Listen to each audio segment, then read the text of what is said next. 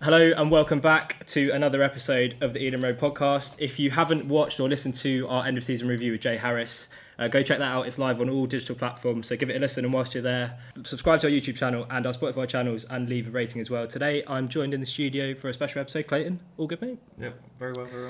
Good stuff. Also delighted to be joined by the head of content at Brentford, Stu Wakeford. Stu, thanks for coming in, mate. No, thanks for having us. And also joined by the head of marketing, Tillyard. Alan, all good? Yeah, all good, cheers. Yeah. Perfect. So, before we get into things, we get every guest to do this. Basically, we have this thing where if we get a guest on a podcast, we want them to tell their funniest Brentford story. If you cannot think of one right off the bat, we can come back to it at the end. But basically, the idea is at the end of the season, we're going to do a little ranking. We've had Jay Harris and Jonathan Douglas. We've had a few people on, but they've all given some pretty funny stories. So, we're planning to do an episode. Stu's just thought about five. Yeah, I'm trying to think which ones one can you say I on the want to podcast? share. Yeah. There's one that was bad for me. Straight off the bat, we're going for it then. Yeah, I told you, came straight to his head. So basically, my mum and dad always kind of knew people at Brentford. Like, I used to play for Junior Bs as a kid, and there was it was opening day of the season. I think it was Wally's first year as manager, and I remember my mum calling me, and I was too old to be doing this. She was like, "They need a mascot for it's the first home game. Okay. Like they need a mascot for the first home game of the season. Can you help them out?" And I was like, "Oh, I'm 15. You know what I mean? Like, I can't be doing this." And then she was like, "Look, just help them out. It will look bad if the first game." It was a night game, and I was like, "I'm not going in and meeting the boys and like going getting the tour and all that." I was like, "They'll look at me and like, what are you doing?"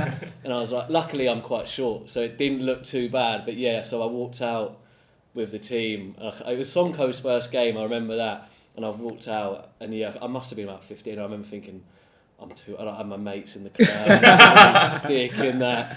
So yeah, I think that's one that springs to mind. There's probably been, my colleagues will say, taking my top off at Fulham away last year probably weren't great either. But yeah, I'd say that the mascot one wasn't great from me. I've done a lot of embarrassing things. To be fair, that it's bad, but it's not as bad as. Do you remember when we played Wolves at home a few years ago, and that there was a 50-year-old guy in a full kit? Yeah. I've not got married yet, so there's still time for the Stu's mates, if you're watching, this is a good present idea. Alan, do you want to come in, or we can wait? Yeah, I don't know if mine's funny. It's a bit weird and it's a bit topical given that you sat next to me. But so this is late 2018. This is kind of a few weeks into my job at Brentford, and always been a big football fan, always been a big Soccer AM fan. And I remember the first time I met Stu, I was just a bit starstruck. Oh, leave it. Went home to my housemate, it was like, I met Stu from Soccer AM. He's so disappointing. Giving him the ad on Instagram, waiting for the ad back. It was it's funny, as in maybe not ha, but kind of where we've come from there. It's now we're good mates. We might get some Soccer AM stories later. That is in the running order. So Jay actually said to us, make sure you ask him about some Soccer AM stories. So yeah, I guess my first official question for both of you is, how did you both get into what you're doing, and what does a typical day look like for both of you at Brentford? Stu, we can start with you. I had a bit of a weird route in, basically. So I went to uni, did like broadcast journalism, came out, was trying to get a few jobs, was struggling, did a bit of work experience, did a few radio shows here and there. Ended up working in a creche for like 2 years. Wow. And then I was like nannying on the side, doing whatever I could basically just to get some money. But I met a few people. I met someone there whose wife worked at Sky. So then I got in at Sky for work experience basically on Soccer AM, and then did that for a bit. Then I was juggling Soccer AM whilst doing the nannying, and basically doing like 1 day work experience a week with them, doing the show days, and then through that kind of worked my way up through the ranks. And because of that, we got allocated clubs basically. So you'd have to speak to these clubs every week. And at the time I had Doncaster on mine, and there was a guy there who went to move on to Brentford. And when he moved to Brentford, he just said, would I be up for getting involved with some Facebook stuff? I've seen that, like you obviously with the Soccer AM stuff, would you be up for like helping us produce some Facebook content with Alan as well? So I was like, yeah, I'd love to. And then he was like, we haven't got a host, would you be up for like hosting it? And then did the first one, and then kind of did a few more bits. I did kind of freelancing with the club, and then an opportunity came up just before lockdown actually. But then obviously the club, we went into lockdown so I couldn't join straight away because obviously the people get Yeah, furloughed and stuff yeah. like that. So I kind of had to wait until everything kind of started going again with football, and took the job at the club, and it was, I kind of always say, I went from a dream job at Soccer AM to my dream job that didn't exist back then at Brentford, and like that's kind of, so it was a weird route. It was all basically down to being a nanny, which was how I got. Did you ever think about sort of working for Brentford? Because obviously you're a Brentford fan. So was that never in your thought process when you were going through the journalism stuff? Yeah, I think it was. I think, again, like, it sounds ridiculous, but my favourite show growing up was Soccer AM. Like, I look at my school books, I used to have Save Chip on it and stuff.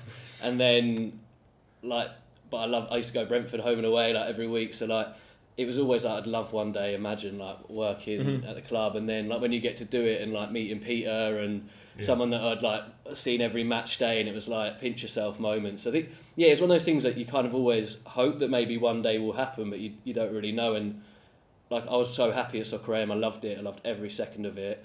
But it just kind of seemed like the right time, and it was an amazing opportunity moving into the new stadium.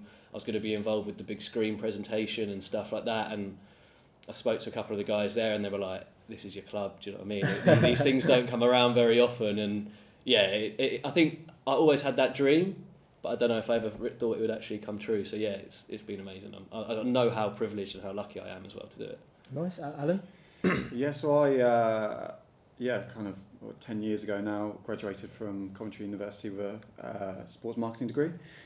Kind of had a few jobs. The last one before this was for a kind of sports retailer doing marketing there, and then late 2018 I remember joining just as we were kind of top with Dean Smith, and obviously he left, and just as I joined, and then we started going down the league, and I thought it was a bad omen, but joined as kind of digital manager back then, and then John Varney joined and became head of digital, and then a year ago kind of became head of club marketing. That's what it is now. So it's been obviously on and off the pitch been mad what's kind of happened in those 5 years, but seriously good 5 years. What does a sort of day at Brentford look like for you as head of marketing? It's I think one of the best things about Brentford is that there's no such thing as like an ordinary day. It can massively vary. Like recently we had the kind of first games at the G-Tech for the B team. Yesterday we launched a new ticketing platform. Last year was the website. There is kind of no ordinary day.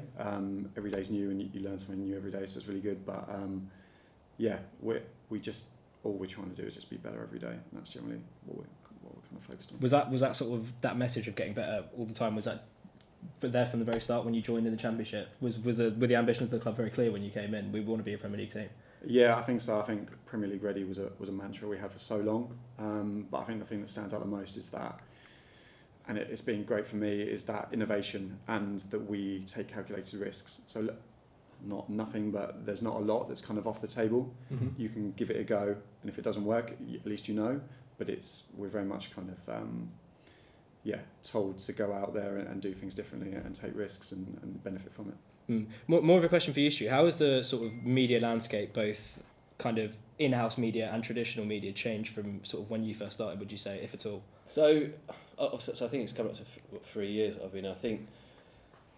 I mean, there's loads of, I've seen so many changes. I think we're seeing more and more people trying to get closer and closer and more behind the scenes. I think it was kind of there a little bit at clubs when I kind of arrived, but now you're seeing so many clubs doing behind the scenes of transfers and a day in the life of all these players. And we've even seen this year the cameras in the changing rooms, and everyone wants to get as close to the action as possible. I'd say that's a big thing. I mean, even when I think back to it, like unveiling videos weren't that big a thing when I first started, and now it's like a huge thing.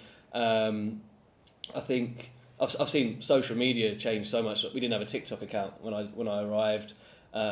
We've seen on Instagram things change so much with regards to the use of reels and things like that, whereas before it was quite often just a static image on the grid.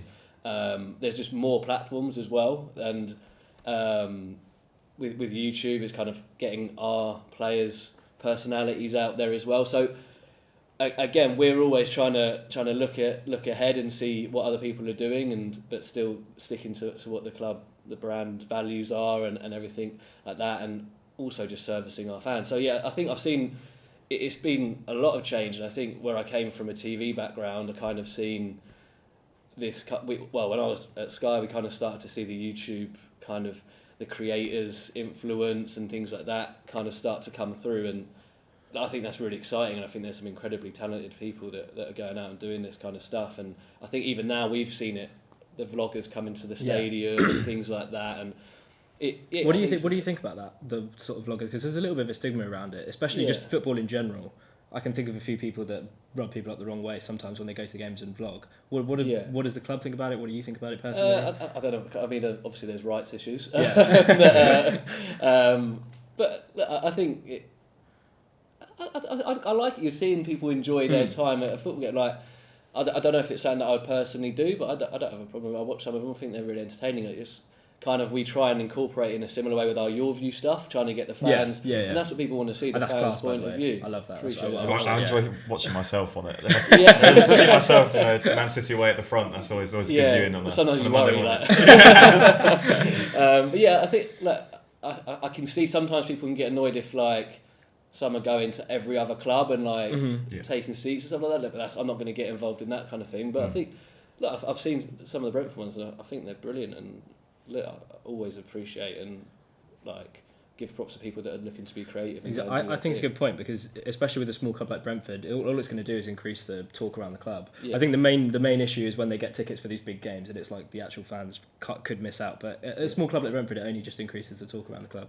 Just going back to what you said about looking at other people, seeing what they're doing. So at like an in-house media level, with a club like Man City, like their in-house media is crazy. I like all the time I just see content just with them. Is that the kind of level that Brentford want to take it to, or is it? Look, we've all got dreams, you know what I mean? In my head, I've got dreams of what I can imagine our setup will be like one day, and I think we're growing very fast, very quickly, and I think we also need to remember that. And I think, look, it's like the on-field side. You want to improve every day, and the off-field's the same. We want to get better, and we want to improve. And you look at these clubs, but not just football clubs. Like we'll look at what people are doing in other sports, and we see how they're doing things. And for me, it's been great. But bear in mind, we've been at this level for 2 full seasons, and we're seeing it is very different to what it was like in the Championship. There's obviously a lot more eyes on you. There's a lot more. For example, we kind of had free reign on our players. They didn't have that many media duties, whereas now we appreciate they have a lot more. So as a team, we need to work harder. Can we get the better stories out, like what other people are maybe already doing? For example, if Ben Mee's on Football Focus, well, we need to do a different chat to that, because everyone would have seen that Ben chat on there, and it's kind of it's definitely something that we look at. And I'm also lucky that I've got a few friends at these clubs and stuff, and they've been really great with us, because it is a big change straight away, and it's kind of like leaning on them a little bit and kind of going like, how did you find this? How did you find that? What did you kind of do when these kind of situations arose? And it's about learning, like it's kind of taking things from other people in other sports and making sure we keep pushing on every year and kind of improving things like kit, the way we're doing things, like looking at other people and what they've done, and putting our Brentford stamp on it as well. There's no point us just trying to be Man City. It's like, what are we unique? What have we got that these clubs don't have? Because we've also got a lot of stuff that they don't have.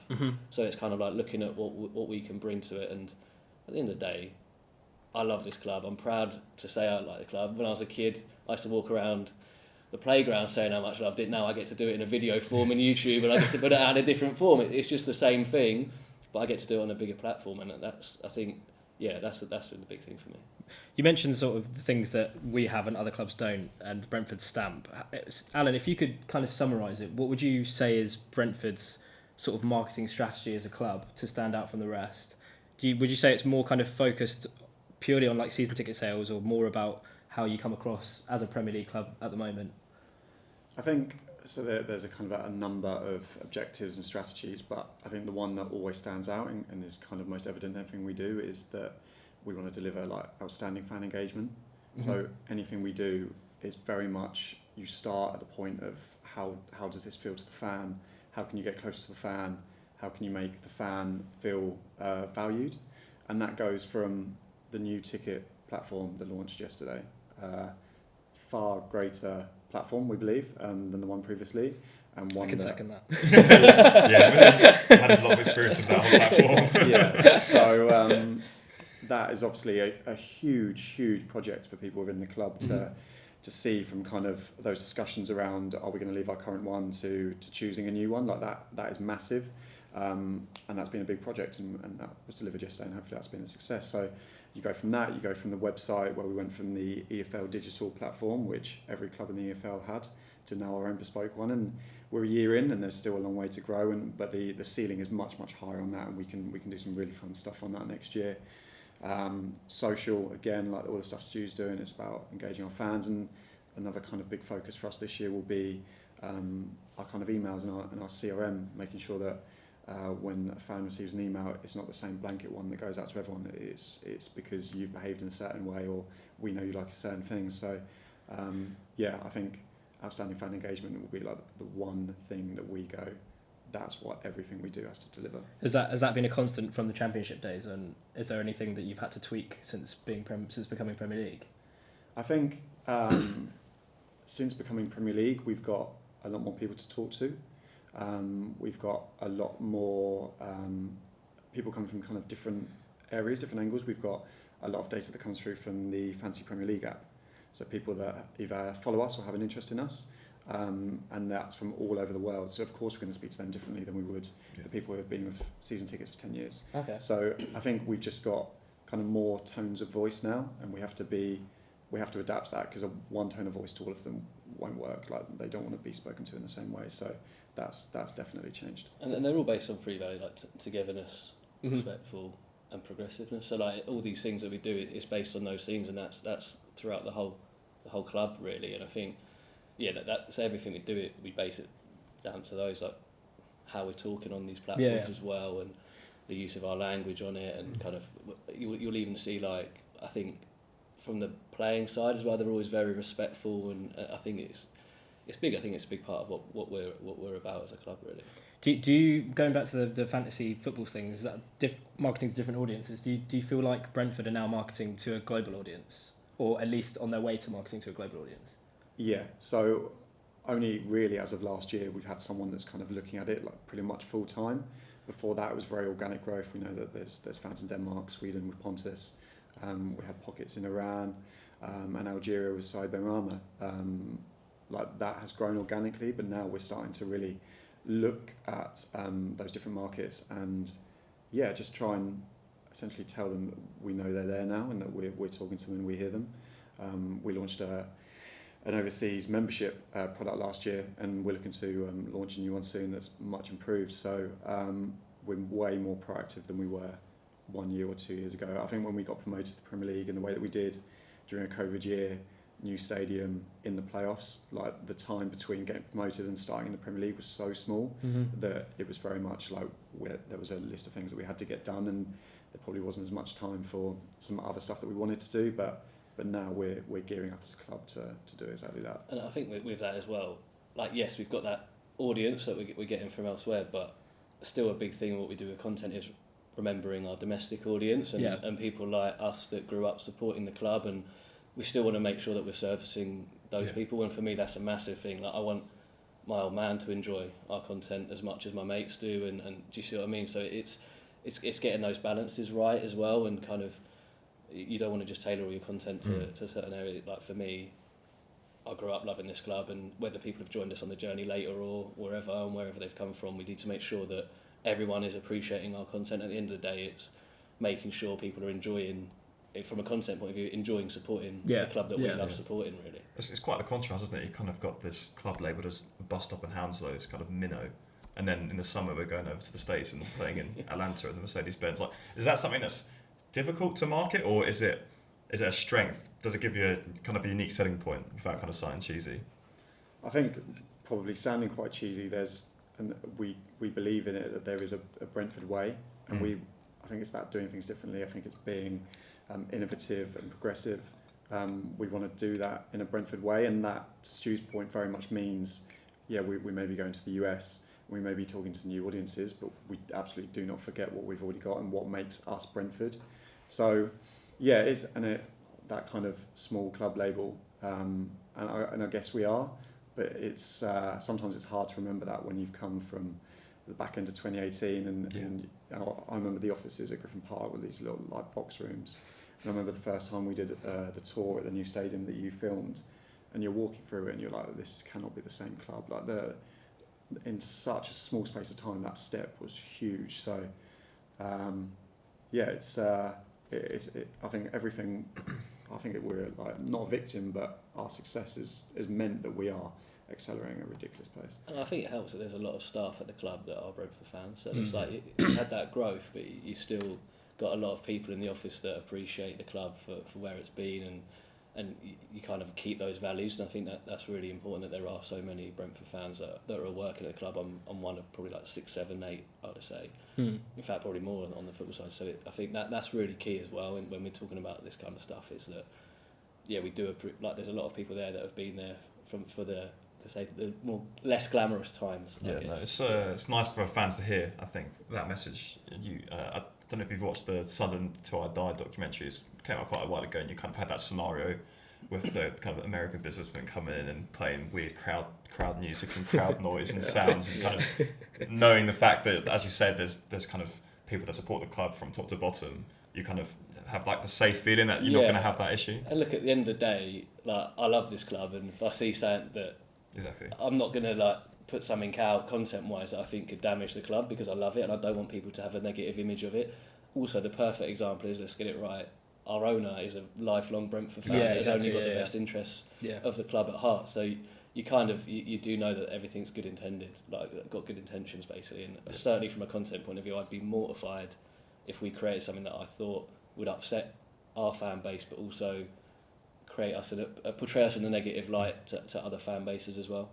Is there a pocket of supporters that's growing in the US, and is there anything planned to sort of market the club for when we go out there? Yeah, there's kind of pockets all over the place really. We've had Chicago watch parties, we've had New York watch parties, and we've got Megan in our team who like services them ridiculously on a kind of one-to-one basis, like has calls with these people and speaks to these fans about what they like want from our club. Like they've all got stories about why they support Brentford, and it's about listening to those and like as much as we can kind of tell their stories as well. Like we're meeting a guy called Brentford out in an American guy called Brentford. So we're meeting him in the US when we're out there. Like there's some stories about people that get up at 2-3 a.m. in the morning and sit watching the games with their dogs because their wife or their family aren't up at that time. Like there's some really amazing stories out there, and it's about listening to those and understanding that they're fans in a way that we've not had before, but they're fans nonetheless, and we need to make sure they're happy as well. Yeah, we've actually got a couple of listeners in America. I see on the GPG whenever we post it there. Got Philly Bees fan, if you're listening, mate. Yeah, regular comments. Shout out to yourself. Before we just get on to the next bit, I just wanted to ask you, Stu, how good would it have been to have Premier League football at Griffin Park, and how much do you miss that place? Yeah, I mean, imagine it. I mean, it's probably similar feeling to what Luton fans are kind of feeling right now. I know Kenilworth Road maybe won't look the same as they had it last season, but yeah, I mean, I miss it so much. I think, like a lot of fans, when I left that day against Sheffield Wednesday, I probably didn't realise that was going to be the last time I'd watch a Brentford game there. And yeah, of course I miss it. I think everyone does, but I also appreciate the journey that we're on, and I think the G-Tech has been an amazing home for us, and I think that's also, by the way, testament to, and this sounds like a cheesy like manager's line or head coach line, but the fact that the supporters have made it what it is. That Bournemouth game, I'll never forget it. Like the noise, and straight away I was like, no, it's at home. Do you know what I mean? It just felt you know what, any worries we had, and I think it's great, like the fact that we thought about where we were putting certain fan groups, and do you see what I mean? Like we knew we'd learnt from other clubs where maybe that first couple of years they were dotted around, and I think it's been unbelievable. And look, nothing lasts forever, and I think one day obviously we were going to move, and it's quite a sign of modern football. We needed to move to be where we are probably, but I'd have loved to have 1 year at Griffin Park. I think every fan would, but I think would we necessarily have the success we've got right now? if we'd had it long term, who knows? I'm probably not the person to ask, but I do absolutely love games at our new home, and if we can still call it our new home. But yeah, I love it. I love the atmosphere. I love the match day, and yeah, don't get me wrong. There's still elements I miss. There's still elements I don't miss, like the toilets when I used to go on Brook Road and things like that, and the queue. But it's amazing. It means that we can do so much new stuff, and we can celebrate a lot of the achievements the club are making through our match day show and stuff like that, and celebrate certain people, and hopefully inspire more generations of Brentford fans that will fall in love with the club there, that I fell in love with it standing on New Road or in the paddock before it was turned into seating. So yeah. Yeah, I think it's a weird one, because I think I could kind of speak for most fans when I say that, like, I don't harbour any resentment whatsoever for moving to the new ground. But at the same time, I do miss Griffin Park so much. But just because it's been so good there since we've moved, it's just been like a seamless transition. Which is, I didn't really expect it to be that kind of. I thought that it would be like a West Ham situation, or I think it was like unfortunate circumstances that the lockdown kind of started with the move. But at the same time, I was fortunate that kind of the first game back was that Bournemouth game, as you alluded to. And it was just like, it sounded like it was about 35,000 people when it was only 4,000. And then Arsenal being the first with a full crowd, and that I was just like, oh, it's gone up another level here. And look, I miss Jonathan Douglas, but I don't think any other film at the moment. Sorry, Dougie, I love you. Yeah. Are there any kind of requirements or incentives put in place by the Premier League in terms of marketing, social media wise, or just in general? That were made explicit to you when we came up? I think the opportunities are greater. Like we mentioned before, the Fantasy Premier League app, the level of data that we get from that. We've got a page on the Premier League website, and the Premier League website gets a ridiculous amount of hits, and we get traffic through from that. I think it's just obviously massively strengthened our brand and meant that we can reach new people. It's just a huge opportunity. We like kind of database numbers went up 5 times when we went to the Premier League, so we're talking to a much bigger audience, and it's good fun talking to new people. It's good to test out what they're into and what they want from us. So it's just an opportunity, I think. I think for us as well that there's a lot of social causes that will back through the Premier League, and their causes we see, like the No Room for Racism campaign and Level Playing Fields campaign and things like that, which have been really great, and they fit with a lot of kind of our messaging and things that we want to do socially. And then from a content point of view, selfishly, we get access to a lot better footage straight away. Like you probably would have seen us kind of on Quest and stuff, and you maybe got a high behind angle and a camera one or something. Now we're getting super slow, we're getting high mo, we're getting all these angles. So from a content point of view, it's brilliant. And we've also, you're part of the PLP, the Premier League production, so we get access to a lot of footage from them, and they help promote our stuff all around the world. So when we have a new signing and we do a first interview with them, that goes all around the world. So the Kevin Sharder one would have gone up, and it would have been distributed to every broadcaster in the world. And obviously that has major benefits from so many ways, to storytelling and also other kind of marketing elements to it as well. So yeah, it's been great, and being part of the PLP, it's been brilliant, leaning on them as well. And they offer you and they help you with certain shoots and things like that, and then we have access to them, and we can then put them out as content as well. And we've done that on a few occasions. Some of our big screen stuff for our hype videos was shot by the Premier League. They provide it to, you'll probably have seen a lot of clubs have these kind of quite moody shots of the players with loads of flags behind them. We use them a lot. Yeah. Premier League Productions create them, and then they distribute them to each club, so each club's got their own players one. So there's numerous ones. I've probably only just scratched the surface really, but yeah, it's from a content point of view, it's been massively helpful. As well, archiving, you get access to all the games tagged, so you can go and find these clips really quickly, and you can see all the angles of, it could be Whistler's goal at Forest, you've got 4, 5, 6 angles all there clipped up ready for you, so that's been great as well. So. Just to go back to the fantasy football stuff, like, can you just summarise what that is and like what the data is and how you can use it in the club? Yeah, so basically when you sign up for fantasy football, you can either call yourself a fan or a follower of a certain club, and anyone that's a fan or a follower and opts in to Brentford, we are able to contact them. And yeah, we've kind of had a few chats with the Premier League, and there's probably some quite cool stuff that we can do further down the line. We want to almost get to a point where, I don't know if you've seen the kind of Spotify marketing campaigns where they say, whoever listened to Hit Me Baby One More Time 10 times in a row, are you okay? Like we want to be able to say, like, you triple captained Ben Mee when he got a clean sheet and won a header and scored a goal with a header.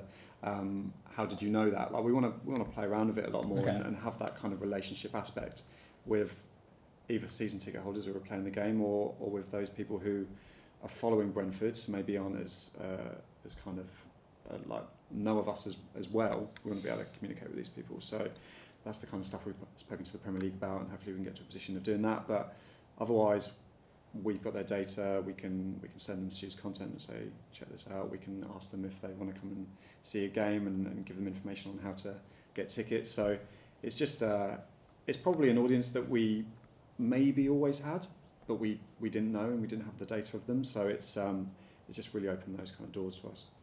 I think we definitely need to talk about the video released by the club about renewal of season tickets, the big one that I thought was quality. I think everyone thought it was as well. How much planning went into that, just in general, because it was heavily edited, so many people involved? Was it a long time? Took a long time? It was a lot. It's probably one of the proudest things I've been part of at the club. I think I can't take full credit for it. Shout out to so many people. We worked with a brilliant agency on it.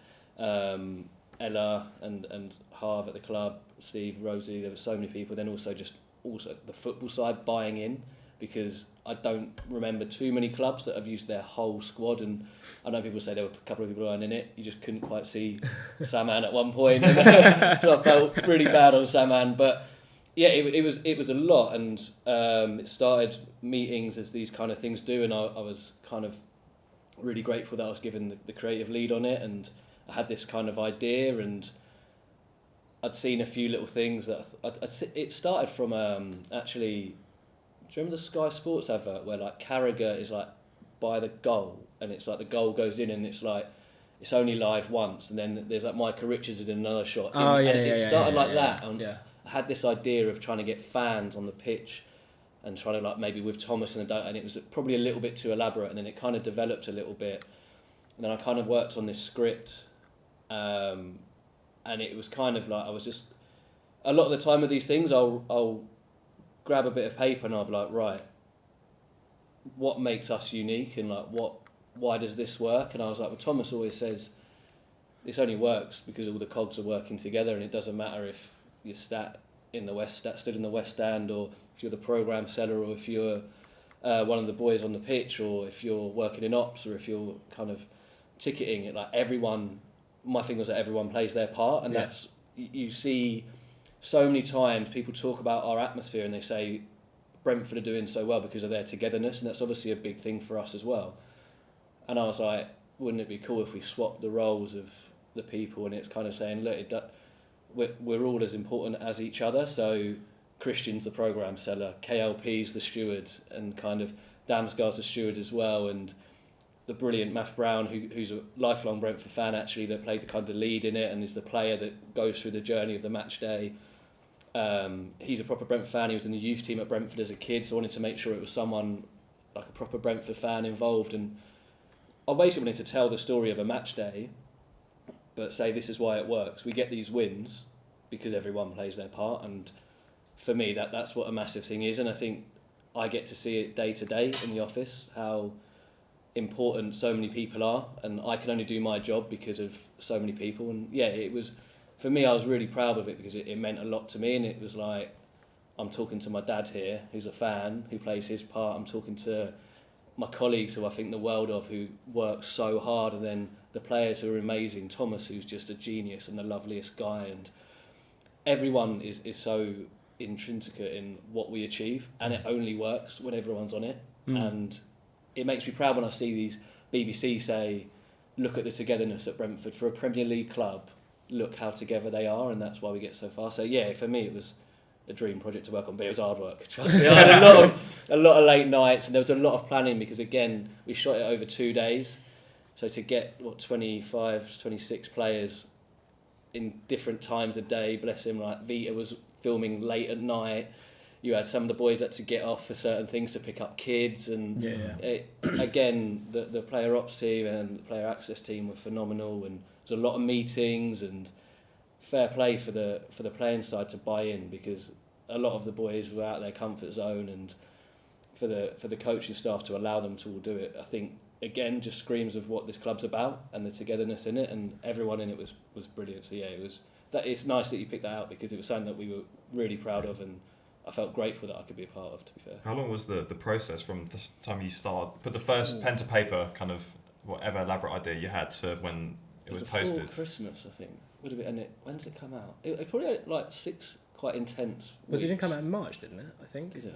So Yeah, it came out relatively Oh, early. actually, sorry, but the shoot was Yeah. January, wasn't it? The shoot was late January, February.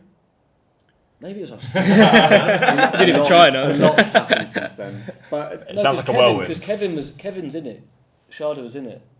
yeah, So he must have just joined for the shoot. yeah. But I definitely was writing it around Christmas time. Okay. And then, because it changes slightly, so you start looking at styles and you think how we can take it on. Yeah. So it was kind of, we had a big meeting, and it was kind of like, right, this is the kind of thing we wanted. I think the big thing was like, it doesn't matter where you are, you know it's Brentford. Like, you know that's Brentford, so it's like, right, what are the location to the people, like what's important to us. So then I did that storyboard, sat down with Ella and Harv, and we kind of did a bit of the creative, and then we have to pitch it, obviously, so then we pitch it, and then so there's meetings going on in January, and then the filming day, then the edit was a long time, and then there's mini edits, and behind the scenes video and stuff. So it was probably a good few months, and I think it turned out pretty well. There's definitely kind of a feel-good energy around the club, like especially since being in the Premier League. And you mentioned the kind of togetherness and the connection between the fans and Brentford as a club, like everyone top to bottom. And I've heard Sky Sports pundit talk about it all the time. Everyone kind of thinks that there's one goal. Everyone's so connected. Is that mirrored every day at the training ground? Is it all? Yeah. Yeah.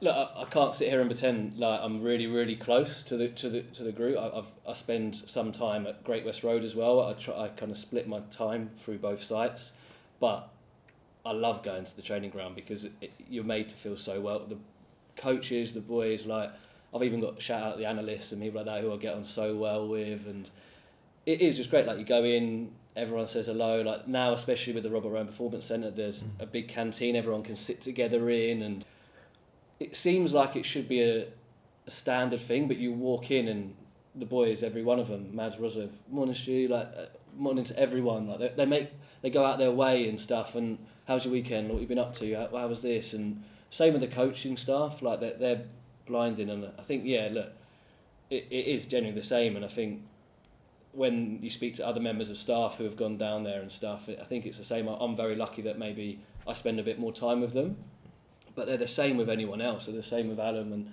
when he goes down there, or if they come to the stadium when we're doing these shoots. And look, it's testament that they're not just phenomenal footballers. That there's clearly a no dickhead policy, and they're all such warm people. And like, for example, I'll do a shoot with some of them.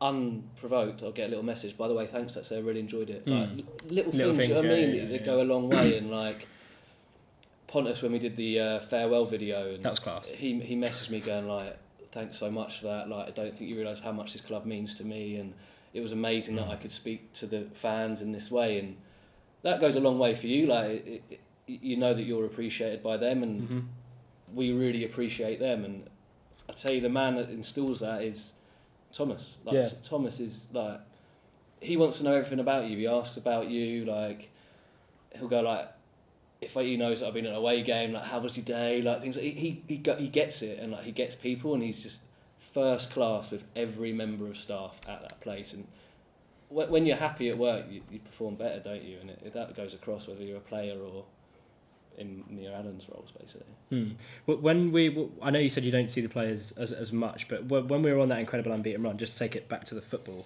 what was the mood around the camp? Like, were there any mentions of Europe, or was it kind of just game by game? I know Thomas says that all the time. All managers say that. That's the standard thing. It's just. It winds me up because I've asked them in interviews. I've gone, surely, come on, you must be getting. Because I'm as a fan getting so excited. Are you telling me as players you're not? But the boring answer is that's literally how they treat it. Yeah. One game at a time. Just win the next match and make sure we improve. And I guess that's a big part of the success as well. Like, they don't get ahead of themselves. They're humble.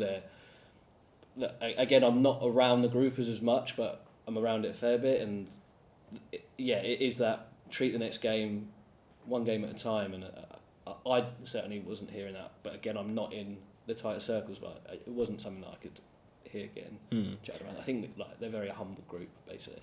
In terms of the players, does the club kind of try to market them in a way that's changed from what you would market them in the Championship? Because now in the Premier League, you know, there's superstars that are like the face of the Premier League. For example, like a Harry Kane or a Ronaldo when he was here. Is there a kind of strategy to elevate the players that we have now, like an Ivan Toney or some of our star players like Brian and Bumo? Is there an element of we got to make these guys superstars?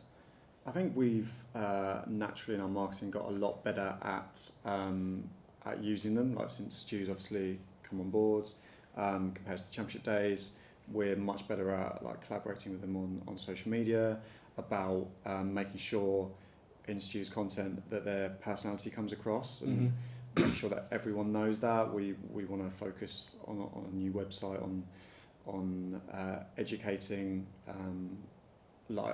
though again, as we say, the international fans on who our players are and what they like, and so that fans that maybe don't know them as well as our kind of core fan base can have an affinity with a certain player because they see perhaps a bit of them in them. So we've done a lot of that, but I think Stu's work's obviously done that massively in terms of getting their personalities out there. I think for me, like as much as we fall in love with the club, at some point you also fall in love with the players a lot of the time, and I could say mine, like Robert Taylor and stuff, I loved him as a player. I didn't know much about him, but I think for me, again, I'm so lucky to see how amazing these guys are in so many different ways. And I know that it sounds like a stock answer, but they genuinely are. Like, I love speaking to them and hearing from them. And I think for me, we get a real big buzz out of when we see comments going like, I never knew Vita was that funny. Like, we've done like the quizzes with him and stuff. Or like, you know what?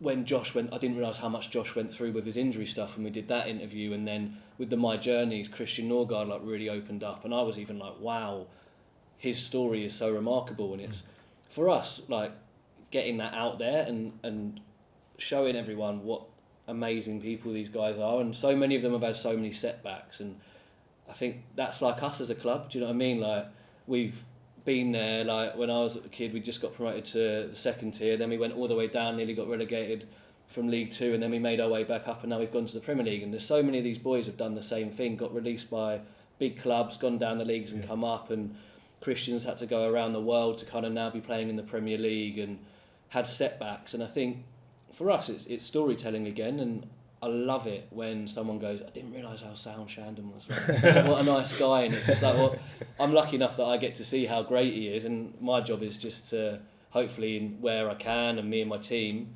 showcase how great these people are. And you want as fans to see yourself in people, and they are ultimately, a lot of them like us. Like Pontus was literally just a football fan that played football, like, and it was like when I chatted to him, he made sure you get that out because people can relate to these people, and you know that Brian is just a funny guy that you would happily like sit around and play PlayStation with, but he's also unbelievably talented at football and is going to go right to the very top. So like that's kind of, for me, is in our content, is just showcasing what top guys these people are. I think that's a good point. With like one of the benefits of club media is that you can see those personalities. I think sometimes when players come out and do post-match interviews and stuff, they come across so PR trained at times. That's why like when someone like James Maddison comes out and does an interview after a game, I always watch it because you know he's gonna put a bit of personality in, and it rings true, man. Like everything you put on the YouTube, I've watched like all the My Journey stuff. They all seem like really nice guys, like, and they've all got great personalities. So, well, of those interviews that you've done, what was your favourite with the My Journey? Tough question, that. Yeah, that's a really hard question. I think the Janssen one was quality. We've been trying our best to get Janssen on. Well, I tried to get Janssen on the podcast, but I saw that video and I was like, we don't need to. That's it for us. There's two. Yeah, to be fair, he wanted to do that as well. Like he was like, I want to speak to the fans. Like, I really want to, and he was great in that whole time. And I was lucky enough to work with some great people at the club to create that banner. And like, we were like, how amazing would it be if when he comes out, and we want to make sure we do a guard of honour. And he's been so special to the club. So yeah, I think Pontus, every time I've spoken to Pontus, I've loved him. I've always had a fascination with kind of like leaders and captains, and he's very unique. He's very superstitious when he was younger, like a football freestyler, and like he was telling us about it in the playoff final where he was like nearly sick and he was cramping up and was crying his eyes out, and I find those kind of characters really unique. And I think anytime I've spoken to Pontus, it's been brilliant. I think Ivan is one of the easiest people to interview. He always gives you so much gold, and he's also, just by the way, so lovely when you go into the room, straight away talking to everyone about everything. When I did the England stuff with him, he brought in his shirts for us and to show us, and his cap, and again, there's so many. I think from a personal point of view, the Ericsson one was a bit like wow, like one of those ones. But Were you like, a bit starstruck there? I don't normally get starstruck, but I was like, this is. I think it was also like the fan in me, like, oh my god, we like signed Christian Eriksen here, like this is. Yeah, it was absurd, wasn't it? Yeah, and I think I did the first interview in English with him after obviously what tragedy had happened to him, and it was like, wow, you got to get this right. Like this is a big one, and you got to get the tone right, and that was a big one. Like every time Brian and Wissa, I love doing anything with those guys. They're just hilarious. And then I've got to give a shout out to Josh De Silva. Like we're big fans of Josh. He's gold, and he's such a top guy, and there's so many for different reasons. Like Shandon's really interesting. I loved his My Journey, and I get on really well with Shandon, and yeah, they're all unique in different ways, and so I've said about 6 there, and there's probably more as well. But yeah, I'd say those ones. I think that the Janssen one, the Ericsson one for obvious reasons, and then anything with Brian and Johan really. How much of an impact has the permanent signing of Romeo Beckham had across social media? Have you seen any kind of different like metrics? I know that when we signed him, the tweet got a lot of engagement, but yeah, how much of an impact has it had? I mean, it is weird to say that in the same year we've had Christian Eriksen and a Beckham. Yeah. Well, I mean, for a while the B team was like we could have had a 6-a-side team if the dads would have been pretty tiny at one point. Yeah, it was crazy. And even like Rowan Vine, our old striker, his boy Lucius was there. But you're probably better qualified to. Well, yeah, just from a kind of analytics perspective, I think Phil mentioned it when he did the High Performance podcast. Yeah. We've obviously signed Sharda for a club record fee, and Romeo's announcement story was kind of dwarfed that in terms of numbers on the website. So it is obviously hugely impactful in his own right. He's got a big audience. I think the B team Instagram account like shot through the roof in terms of numbers as well. So it's kind of undeniable. But Stu will be better placed to say this, but I know that he's just another one of the Brentford B team players in terms of his football. So we can't deny that he's got a huge following. Yeah, it's cool to have a Beckham at Brentford. It's quite funny. Like we've some of the players we've been linked with. As soon as we signed Beckham, I had all my mates texting me, "Oh my God, Romeo Beckham signing a permanent." Yeah, I mean, I was like, I'm looking at all the first team signings, more interested in those. But yeah, no, it's got a big pull. Stu, what's an away day like for you? Lovely. I love working the home games, but also with my old job where I'd finish at like midday, 12:30, I kind of had a small radius of grounds I could probably actually get to. I can't drive, so that limited it even more where I could get a train to. So it's been amazing being able to go to these away games, and just I make it like everyone. I make a big day out of it, maybe a weekend of it, like some people. But yeah, it's amazing, and I think that's really important for me. Like I know that I work for the club, but I can't ever lose the fan, and I never want to. Like I think the day I lose that, me and Peter spoke about it once, and it was like we need to make sure that we still feel like fans to do our jobs, and I think a lot of what I do relies on me being a fan and the emotion of it, and kind of how I feel, and I love it. Like I said, my shirt was off at Fulham away, stuff like that. Like I get carried away a little bit, and maybe sometimes you have to realise that you kind of work for the club now. But it's great, and what a year it's been again on the road. It's been amazing. So I love it. I love getting amongst it and going with my mates. And also, I tell you what, one thing I'll say is a lot of club staff now are proper Brentford fans that go home and away as well. Yeah, that go in with them, and it's great. Like seeing them, they've fallen in love with the club and they love it as much as I do. What about you, Alice? Yeah, So.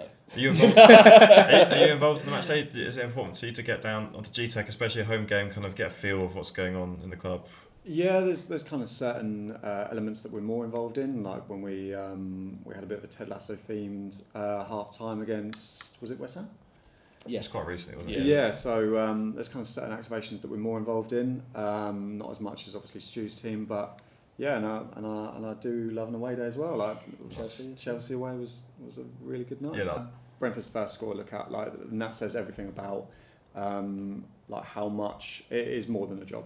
It is so much more than a job to every single person in that office. And if we win at the weekend, the office is absolutely buzzing. If we lose, it's quiet for a couple of days. Like everyone like lives and breathes it and feels it. So yeah, we're definitely all bees. Favourite away day this year to either of you? Were you at Man City? Right, and I can't talk about Man City. I didn't go.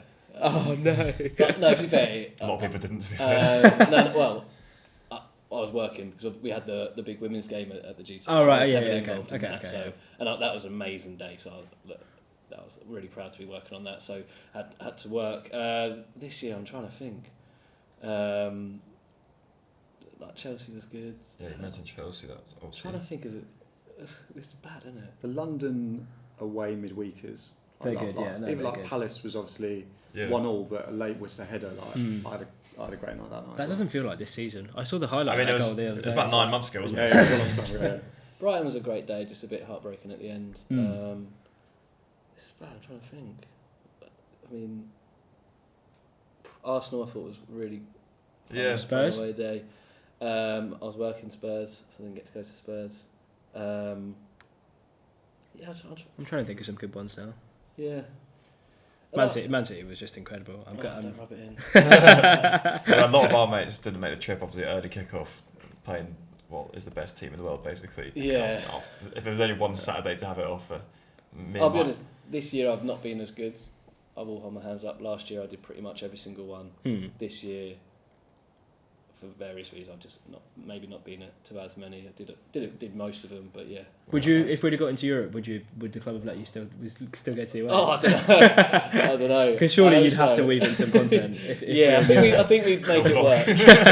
We'd make it work. Content. Look, the job at the end of the day, I know that they tell me if I'm going in the working class, you're fine, enjoying it. I don't think anyone's going to be too greedy if you're not going. You have to have a break from the day job. As much as you love football and love Brentford, sometimes you need to maybe spend your Saturday doing something else. So Yeah. it's not too unreasonable. Yeah. Chelsea's up there. Also, because I went with Chelsea mates and they left very early. They told everyone we were leaving at 60 minutes, and I was like, "You sure it's still in it?" And he was like, "Nah, go at 60." West Ham. I loved West Ham. Yeah. Yeah, that was good fun. That was good fun. That was around Christmas time, wasn't it? Just before New Year's. Yeah. 12 points from West Ham. Sounds like I just went to the London ones, but I did go. No, it's at Brighton. Yeah, Brighton. United away. Yeah. Good. United away wasn't great. I was Liverpool. pissed off by United away. But anyway, question for both of you, just to wrap things up. How far has Brentford come since you first started, since your first day to where we are now, going into our third season in the Prem? Yeah, huge. As I said, I joined back into 2018. In a kind of business sense, had an old website. We just launched the old ticketing platform, and yeah, we were then top of the league. And then obviously Thomas came in, didn't have the best of starts. I think we all know that. But then obviously since then it's only ever been up, and I feel so lucky to have joined at that kind of time. Like genuinely, that kind of playoff day was up there, and in my personal life and working life is one of like the proudest days, given that kind of what everyone had been through in terms of COVID, and the amount of work that went into kind of facilitating that was huge. And then yeah, since then it's just been incredible. Like we kind of reeled them off, like the rollover of the shirt, Christian Eriksen. Like that is the best thing about working here, is that there's so many stories that grabs everyone's attention, and we always stay true to what we are, and everything we do reflects the brand and in such a good light. And I think it's I think it's a reflection of our fans as well, like what they put into us. We just try and kind of amplify that messaging. So it's come a long way. It's been good. Yeah, I think that there's obviously a lot of things that have changed. I think ultimately we're still hopefully the same Brentford that I grew up loving and fell in love with. But naturally, obviously, we've grown, and from a kind of working point of view, we've seen we get better every year, and I think we've added new kit, we've improved our production values, we've expanded in certain ways, we've learnt from mistakes, we've improved, I think, our match day presentation and our match day experience on a match day. I mean, it's mad kind of thinking now where Freed from Desire's got to, and I think we changed how we did Hey Jude, and we spoke to different fan groups about how we do that. So I think there's been a lot of change. I think it's kind of it's mad when you look back at it, but we've seen the club grow so much off field as well. So many new members of staff. Seen it from the kind of at Jersey Road, how many more staff we've kind of got there. The players now that we're watching play for this club have been phenomenal, and also seeing the ones that were still there in the Championship. I think Pontus said it the other day, he looks around that change room and it was so many of that Championship group and how well they've done, and yeah, it's weird. A lot has changed and a lot has happened, but it still feels like Brentford, and I think that's the big thing. And I think off field we've done some brilliant things, and especially I'm very proud of us as a marketing and content, what we've been able to achieve, because we're also competing with the big clubs who have obviously, like we want to aspire to be like we said earlier, and we'll get there, and we've got to be clever, and yeah, I think it's. Is that the goal? Is that the goal in terms of marketing and content wise? I know Phil Giles spoke about it on the High Performance podcast. Everyone's very much a realist. They know that we're very much a small fish in a big pond. What's the goal if you could map it out over the next sort of 5-10 years? I think for me, like, we have to do it a bit, but maybe it's like everything, we might have to do it a bit differently. Like, we have to be clever, we've got to be innovative, like we've said. It sounds like we're just kind of repeating ourselves, but we can't. What was it? City did their season ticket thing, I think, or their kit launch at NASA or something. Let's get it right. That giant City shirt. Yeah, but that's my job, isn't it? I have to be better, and I have to think and look at elsewhere and kind of be astute and kind of go, what are they doing? How can we do that the Brentford way? Sorry, I had Brilliant. to. But yeah, I think we want to be everyone going, have you seen what Brentford are doing with their content? Have you seen, like, obviously we do, and it's a long process, and I think we're getting there, and I think there's clubs that we look at and we want to aspire to be like. There's definitely clubs in our kind of still similar size that we go, right, can we do things a bit more like that? They do something really good, I like the way they do that. Mm-hmm. That we have to just keep looking and keep evolving. If we stand still, we're gone. Like we have to keep going. We have to keep going, and that's, I guess, why. I mean, I have to try and improve it, and it's exciting. Like, I love it. I've got loads of ideas that we want to do, and yeah, look, if we've got a certain bit of kit, well, how do we make this bit of kit engaging, and what do we do? And like, we might not have the studios that AC Milan I've seen have got yet, but all right, well, what do we do with our stuff, and how do we make it look great? Like, so everyone's in the same boat. Like, if you're a little start-up, you've got to do the same with what you've got, and it makes sure you're kind of not just resting on your laurels, and push and say, look, we've done this, we can do this if we have this. And yeah, it's exciting, and look at other technologies and stuff, and what we can do. So yeah, I just want our fans to love and have fun. Football's fun, innit? Like, I go football because I have fun, and I support Brentford because it's fun at the end of the day. I want to make it fun for people to support Brentford in some way if I can at the end of the day, like, and maybe learn a bit and tell our story and tell the world about how great the club is, really. In terms of Brentford as a kind of brand, if you will, for the next 5 or 10 years, any sort of short-term, long-term goals?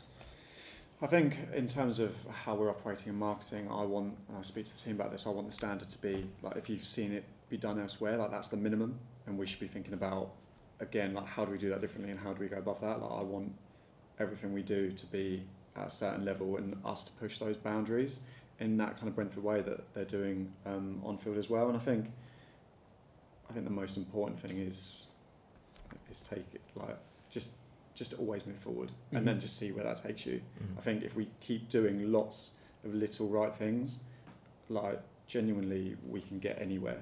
Like, I'm 10 years into my career, but this is the most talented workforce by far that I've worked with. Everyone's so hungry, everyone puts in, like, the extra yards, and, like, it's kind of testament to John Varney in a way. I'm not just saying that to try and slack up to him, but he has been unbelievable at turning this club into this business at Griffin Park where marketing was sat in a tiny little room and the commercial department sat in a tiny little room and no one spoke to each other. And now with the most collaborative, talented like team, honestly. So I think if we just keep going in that direction, just keep doing the right thing, keep listening to our fans is so important. We did that with the website, we did that with the ticketing, and we're moving in the right direction. And I think we can get anywhere, genuinely. Perfect. I think that might be a good place to wrap it up. Cheers, fellas. That was really interesting.